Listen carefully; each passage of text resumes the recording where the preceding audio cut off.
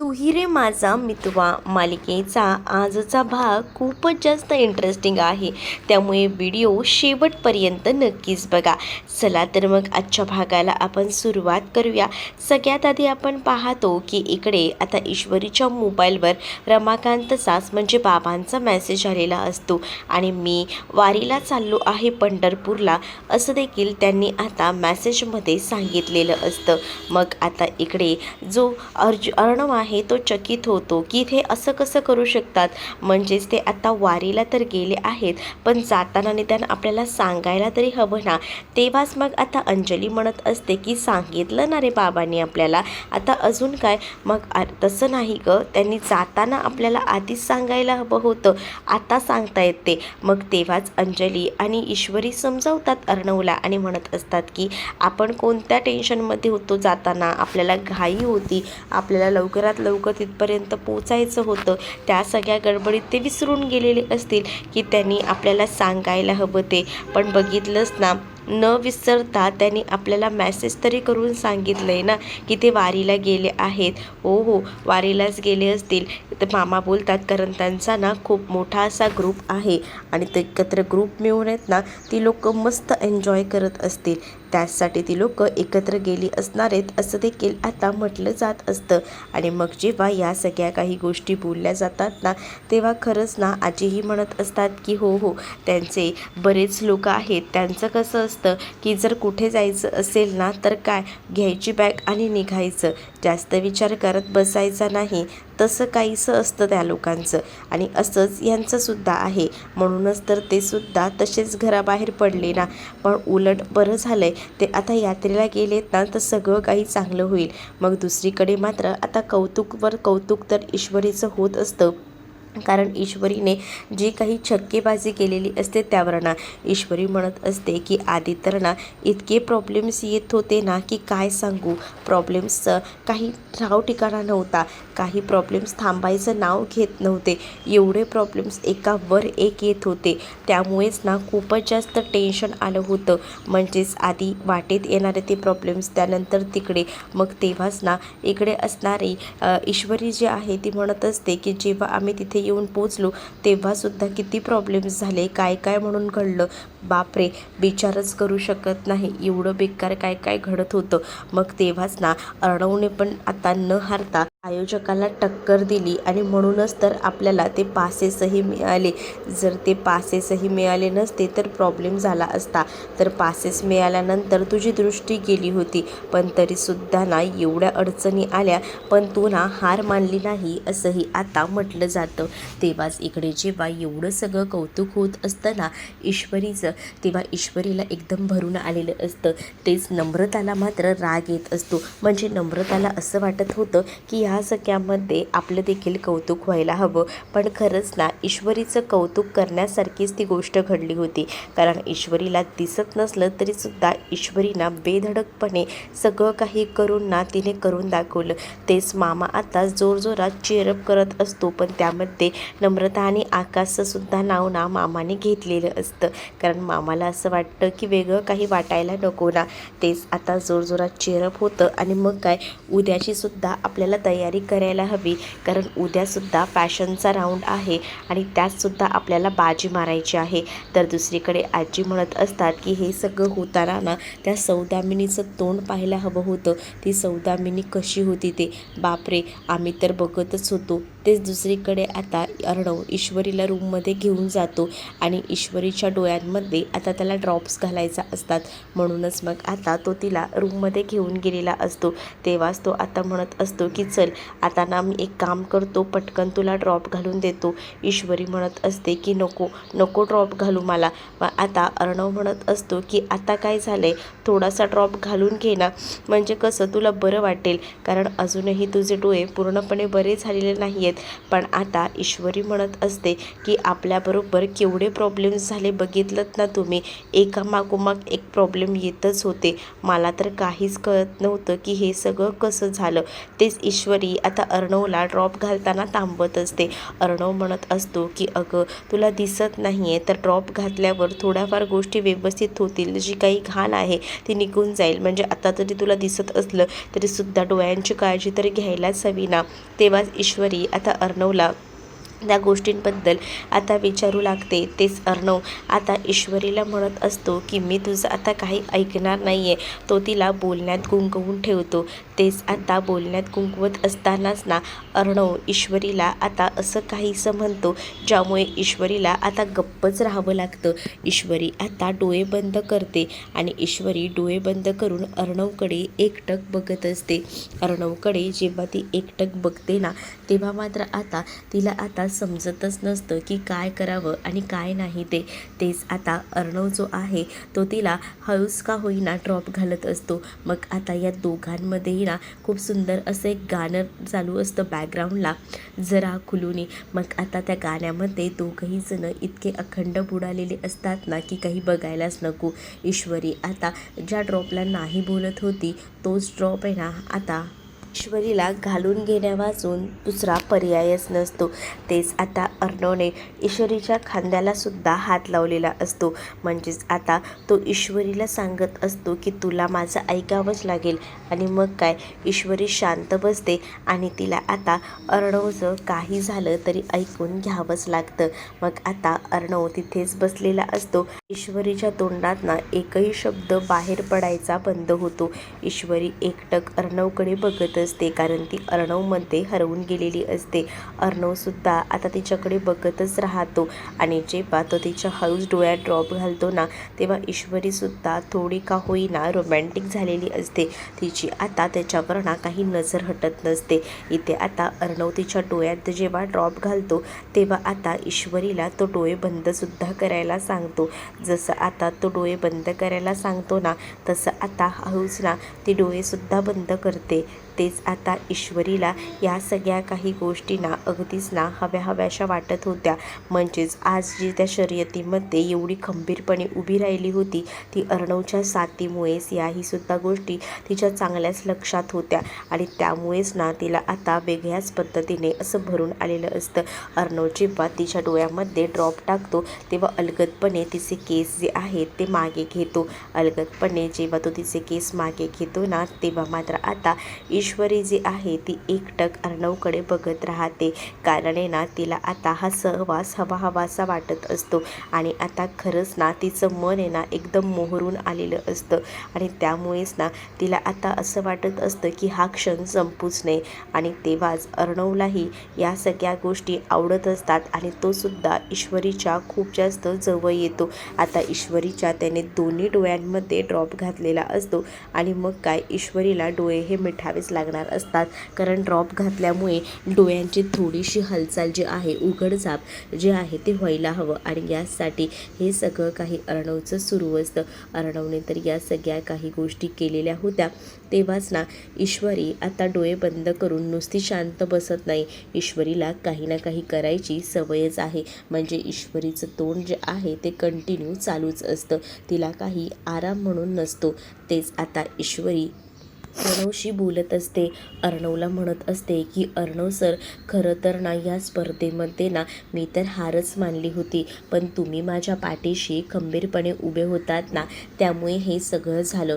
खरं तर तुम्हाला सांगू का, मी ना आधी घाबरले होते की काय होईल ते, कारण आपल्याकडे ना एकापाठोपाठ एक काही ना काही घडत होतं आणि त्या सगळ्यामध्ये ना मला भीती वाटत होती की कसं सगळं काही होईल. पण तेव्हाच ना तुम्ही माझ्या पाठीशी उभे होतात. तुम्ही मला सांगितलं की काही होणार नाही, तू करून दाखवू शकतेस आणि त्यामुळेच ना मला 10 हत्तींचं बळ आलं. मग मलाही असं वाटलं की नाही, जर तुम्ही माझ्यावर एवढा विश्वास ठेवताय तर या सगळ्या काही गोष्टी मी नक्कीच करू शकते आणि त्याचसाठी मी या सगळ्यामध्ये उभी राहिले. पण तुम्हाला सांगू का, मला दिसत नव्हतं. आणि मग मला अजून एक तुम्हाला विचारायचं आहे, जर मग मला दिसतच नसलं असतं तर काय केलं असतं? तर मग आता अर्णव म्हणतो मी दुसरं. महेश्वरी म्हणते काय? मग आता ईश्वरी थोडी चकित होते. म्हणजे तिला असं वाटतं की अर्णव असं बोलतोय की काय, दुसरं एखादं लग्न करतोय की काय असं. तेव्हाच ईश्वरी त्याला विचारते. तेव्हा अर्णव म्हणतो की नाही नाही, मग मी तुला दुसऱ्या डॉक्टरांकडे नेलं असतं. जर तिथे योग्य ट्रीटमेंट नाही झाली असती तर दुसऱ्या डॉक्टरांशी बोलून सगळ्या काही प्रॉब्लेम्सवर आपण तोडगा काढला असता. असंही आता अर्णव ईश्वरीला बोलत असतो आणि ईश्वरीला सावरत असतो. मग आता अर्णवने एवढं सगळं सावरून घेतल्यानंतर ईश्वरी आता म्हणत असते की मला तसं नाही म्हणायचं आहे ओ, मला ना हे म्हणायचं आहे तुम्हाला. समजा आता जर मला दिसलंच नसतं, माझी दृष्टी आलीच नसती परत, तर तुम्ही काय केलं असतं. मग आता अर्णव म्हणतो की जर तुझी दृष्टी आली नसती तर मी सुद्धा माझी दृष्टी हरवली असती. असंही आता तो बोलत असतो. मग ईश्वरी म्हणत असते की हे कशाला. मग अर्णव म्हणत असतो की काय आहे ना, नवरा बायकोनी नेहमीच ना एकमेकांची साथ देऊन चालायचं असं मला माहिती आहे. म्हणूनच मग जर तुला दिसत नसेल तर मीही तेच केलं असतं ना, पण मी तुझी साथ सोडून गेलो नसतो. असंही आता अर्णवचं या बोलण्यामागचा उद्दिष्ट होता. तेच आता अर्णव जेव्हा ईश्वरीला हे सगळं काही बोलून दाखवतो ना, तेव्हा ईश्वरीला ना एकदमच असं भरून आलेलं असतं. ईश्वरीला जेव्हा या सगळ्या काही गोष्टी भरून येतात ना, अर्णवचं उत्तर ऐकूनच ना ती आता भानावर आलेली असते. अर्णवने जे काही उत्तर दिलेलं असतं ना ते खरंच लाजवाब असं होतं आणि त्यामुळेच ना ईश्वरीची काही आता अर्णववरनं नजर हटत नसते. त्यानंतर आता ईश्वरी अर्णवला म्हणते की बघा, माझी दृष्टी गेली तर तुम्ही माझी दृष्टी परत आणाल बरोबर. मग आता मलासुद्धा ना एकच गोष्ट तुमच्याकडनं हवी आहे. मग आता बघा, मलाही दिसत नाही आहे तसंही, आणि तसंही मला असं वाटतं की तुम्ही जे म्हणताय ते आता तर होऊन जाऊ दे ना. म्हणजे कसं, मलाही दिसत नाही आहे आणि मग तुम्हीसुद्धा तुमच्या डोळ्यावर पट्टी बांधा. अर्णव म्हणत असतो की तुला आता दिसतंय ना, मग का मला पट्टी बांधायला सांगतेस. तेच आता अर्णव तिला म्हणत असतो की नाही नाही हो. पण आता ईश्वरी काही ऐकत नसते. ईश्वरी अर्णवला म्हणत असते की तुम्हाला माझ्यासाठी हे करावंच लागेल. मग आता अर्णव म्हणतो की बरं ठीक आहे. अर्णवने अजून डोळे मिटलेले नसतात, म्हणजेच बांधलेले सुद्धा नसतात, हे ईश्वरीला तिचे डोळे बंद असताना सुद्धा कळत असतं. तेच आता अर्णव कपाटामध्ये जातो, एक रुमाल घेतो आणि त्या रुमालाने आपले डोळे जे आहेत ते पूर्णपणे मिटतो, बंद करतो. आणि जेव्हा तो डोळे वगैरे बंद करतो ना, तेव्हा मात्र आता ईश्वरी म्हणत असते की केलेत ना डोळे बंद. नाही ना अजून, माहिती आहे मला, मग करा ना लवकर. मग असं बोलून ती आता त्याला डोळे मिटायला सांगते. मग आता जेव्हा ती त्याला डोळे मिटायला सांगते, म्हणजेच ते डोळे बांधल्यानंतर ईश्वरीसुद्धा तिला दिसत नसताना डोळे मिटूनसुद्धा ती आता बेडच्या खाली उतरते. कारण तिला बघायचं असतं की अर्णव जो आहे ना तो तिला अचूक ओळखतोय का, यासाठी तिने हे सगळं काही केलेलं असतं. पण अर्णवला दिसत नसलं ना तरीसुद्धा अर्णवने परफेक्ट असं ओळखलेलं होतं. अर्णवने परफेक्ट ओळखल्यामुळेच ना ईश्वरी त्याला विचारते की तुम्हाला कसं काय समजलं की मीच इथे आहे ते. तेच आता अर्णव सांगत असतो की तुझ्या गंधाने. मग ईश्वरी म्हणत असते की अच्छा, तुम्हाला माझ्या गंधामुळे कळलं तर. मग आता दोघंही जण असेच एक एक करून जवळ आलेले असतात आणि जेव्हा दोघंही जण जवळ येतात ना, तेव्हा मात्र आता इकडे असणाऱ्या अर्णवला राहवत नसतं. अर्णवने बरोबर ईश्वरीला ओळखलेलं होतं. तेच आता ईश्वरीचा हात आपल्या हातात तो घेत असतो आणि त्याला असं वाटत असतं की ईश्वरीचे सुद्धा डोळे मिटलेले आहेत, तर हाच तो क्षण आहे ईश्वरीच्या हातावर किस करायचा. म्हणजेच ना त्याचं आता ईश्वरीवर प्रेम असतं, पण तो काही गोष्टी ज्या आहेत ना त्या अजूनही बोलू शकलेला नसतो. मग आता ईश्वरीचे डोळे बंद असताना हळूवारपणे त्याने ईश्वरीचा हात ना आपल्या हातात घेतलेला असतो. आता ईश्वरीच्या अंगावर ना शहारे येतात. ईश्वरीच्या अंगावर जसे शहारे येतात ना, तसं आता ईश्वरी पाहतच राहते. मग आता ईश्वरीला हा क्षण एकदम हवा हवासा वाटत असतो. अर्णवने ईश्वरीचा हात तर हातात धरलेला असतो, अलगदपणे तो तोंडावरून सुद्धा हात फिरवतो. म्हणजेच कसं, अगदीच ना तो तिला पूर्ण स्पर्श असा करत असतो. त्याला असं वाटत असतं की काही झालं तरीसुद्धा ना आपण आपल्या बायकोला अर्णवला परफेक्ट ओळखला आहे आणि त्यामुळेच ना तो अलगदपणे तिच्या तोंडावरून असा प्रेमानं हात फिरवत असतो आणि तिलासुद्धा हे आवडत असतं. ईश्वरीला आता कळलेलं असतं की अर्णवला जरी दिसत नसलं तरी अर्णव आपल्याला बरोबर सावरू शकतो. अर्णवला एवढ्या सगळ्या गोष्टी तर म्हणजे डोळे बंद असतानासुद्धा कळत आहेत. मी कुठे उभी आहे, त्यासोबत मी काय करते, ह्या सगळ्या काही गोष्टी असंही आता ती असं मनापासून बोलत असते. तेच आता दुसरीकडे पाहायला मिळत असतं की अर्णवनं अलगदपणे ईश्वरीचं तोंड जे आहे ते आपल्या हातात धरलेलं असतं. तेच आता तो हळूहळू ना स्वतःचा चेहरासुद्धा ईश्वरीच्या चेहऱ्याजवळ घेऊन येतो आणि मग काय असेच हळूहळू हात ना खालपर्यंत जात असतात. मग असे हात जसे खाली खाली फिरतात ना तसं आता तो तिचा अलगदपणे आता चेहरा धरतो आणि आपल्या जवळ घेतो आणि तेव्हाच ना ईश्वरीच्या अंगावर असे शहारे येतात. ईश्वरीला हा स्पर्श आणि हे सगळं काही अगदीच ना हवंहवंसं वाटत होतं. ईश्वरी आता एकटक अर्णवकडे बघत असते आणि तेव्हाच ना आता अर्णवने तेच अलगद हात ना ईश्वरीच्या मानेवर ना ईश्वरीच्या खांद्यांवर ना खाली अगदीच तिच्या हातापर्यंत घेतलेले असतात. मग आता अलगदपणे त्याने हात ना आपल्या हातात धरलेले असतात. तेच आता हात तो आपल्या ओठांजवळ घेऊन जाणार. तेच आता ईश्वरी अलगदपणे डोळे उघडते आणि मग जेव्हा ती डोळे उघडते ना तेव्हा मात्र आता अर्णव तिथेच थांबतो. तेच आता ईश्वरी अर्णवच्या डोळ्यांमध्ये बघत राहते. तर आता अर्णवने सुद्धा डोळ्याला बांधलेली पट्टी ना अलगदपणे सोडलेली असते. कारण त्याला आता असंच वाटत असतं की चला आपण ज्या ज्या काही गोष्टी ईश्वरीने सांगितल्या अगदी तशा तशा केल्या, पण आता नाही, आता खूप झालं. मग आता त्याने डोळ्यावरची पट्टी बांधल्यानंतर ना इकडे ईश्वरी अर्णवकडे पाहतच राहते. मग आता अर्णव आणि ईश्वरी ह्या दोघांमध्येही छान असं समेट घडून आलेलं असतं. अर्णवला आता ईश्वरीशिवाय जराही करमत नसतं.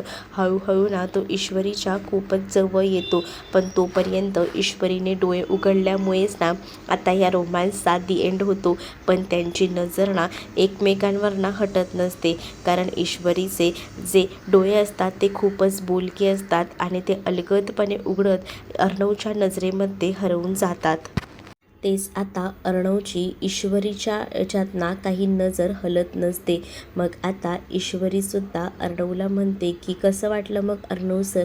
तेव्हा अर्णवही म्हणतो की हो, एकदमच वेगळंच वाटलं. पण आता ईश्वरी अर्णवला सांगत असते की मला माहिती आहे की तुम्हालासुद्धा तसंच वाटलं असेल ना, जसं सगळं फिलिंग मला आलं. तेव्हा अर्णव म्हणत असतो की हो, जरी आपल्याला दिसत नसलं ना तरीसुद्धा आपण आपल्या माणसाच्या स्पर्शामुळे या सगळ्या काही गोष्टी ओळखू शकतो. त्यामुळे या सगळ्या गोष्टी चालतीलच. इथे अर्णव ईश्वरीचा रोमांस चालू असतो, तर दुसरीकडे मात्र किचनमध्ये काम करत ही आता नम्रता असते. नम्रता किचनमध्ये जेव्हा काम करते तेव्हा नम्रताचं ना तर लक्षच नसतं. नम्रता फक्त विचार करत असते की बघितलं का, या स्पर्धेतही भाग घेऊन काहीच फायदा झाला नाही आहे. म्हणजे या घरात अजूनही मला मोलकरणीसारखंच वागवलं जाते.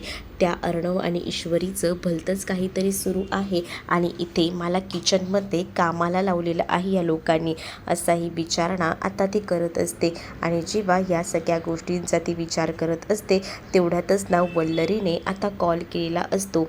वल्लरी जेव्हा आता कॉल करते तेव्हा ती तिला आता म्हणत असते की काय ग, एक कामसुद्धा धड करता आला नाही ना? म्हणजे मला असं वाटलं होतं की काहीतरी करशील, पण तू तर तसलीच निघाली. तुला तर काहीसुद्धा जमू शकत नाही, असंही आता इथे बोललं जात असतं. आता नम्रता म्हणत असते की तुम्ही जे सांगितलं होतं अगदीच मी तसं केलं, मी काहीच वेगळं केलेलं नाही आहे. त्यामुळे ना तुम्ही मला तर आता बोलूच नका, असंही आता इकडे असणारी ही वल्लरीला नम्रता सुनावू लागते. नम्रताला आता वल्लरी म्हणत असते की काय तू चांगलं केलंयस, काही तुला जमलेलं नाही आहे. तुला जर जमलं असतं ना तर आज ईश्वरी जिंकलीच नसती. तू बस बोंबलत, तुला काहीच जमणार नाही, असं देखील आता मुद्दामूनच तेव्हाच ना इकडे असणारी वल्लरी नम्रताला सुनावत असते, पण नम्रतासुद्धा आता ऐकून घेत नसते.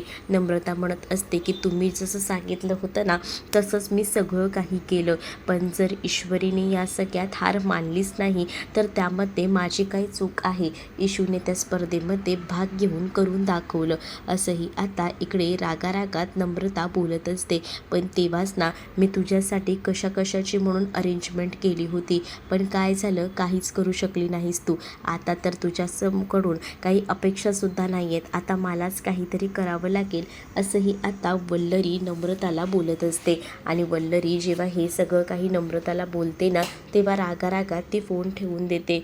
तेच आता नम्रता बोलत असते मनातल्या मनात की प्रत्येक जण आहे ना तुम्ही मलाच बोला, कारण तुम्हाला दुसरं काय सुचतं. मी माझ्या परीने बरेच प्रयत्न केले पण ते सक्सेस झाले नाही, त्यात माझी काही चूक आहे, असंही आता ती म्हणू लागते. मग आता तिला राग येत असतो, कारण तिचा तो प्लॅनही सक्सेस झालेला नसतो. ईश्वरीला एकदमच आंधळ करून बसवायचा, कारण ईश्वरीला जरी दिसत नसलं तरी ईश्वरीने ना आता जिद्दीने उभारी राहिलेली असते आणि तिने ते करून दाखवलेलं असतं. तेच इकडे आता अर्णव आणि ईश्वरी रूममध्येच असतात. तेच आता ईश्वरी अर्णवला म्हणत असते की अर्णव सर, थोडी विचार करण्यासारखी गोष्ट आहे असं तुम्हाला वाटत नाही का? तेच आता अर्णव म्हणत असतो की काय झालं आहे.